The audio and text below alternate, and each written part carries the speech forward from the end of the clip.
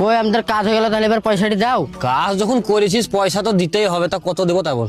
একজনা দুইজনা তিনজন একজনা কই রে হাইক দিয়ে গেছে। সালো যেটা হাগার টাইম পেলে না, চারজনা হচ্ছে তাহলে 2000 টাকা দাও। 2000? আরে তোর দেখে যদি সব দিব তাহলে আমার চাষ করে থাকবে কি রে? হুম, ও সব তো আমরা জানি না, আমরা কাজ করেছিলাম দেখে পয়সা তো আমরা বাড়ি যাবো। পয়সা তো তোদেরকে দিব, তো দাঁড়া। এ নবী হিসাব করতো। কি হিসাব করবো বলো? এই 1 বিঘি ভুঁইয়ে চাষ কাটা গল্লা মুনি সব সহ নিয়ে কত খরচা হয়েছে একবার হিসাব করে বলতো।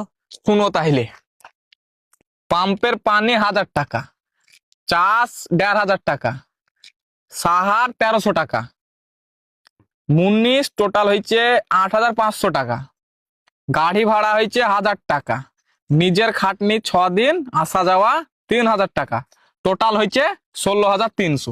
এবার ধান কট্টা হবে 1 বিঘি ভুঁইয়ে? ধান তোমার 18 মন হবে। হচ্ছে উল্লির ধান সবাই মারো মেরে ধরে 20 মন হবে টেনি টুনি।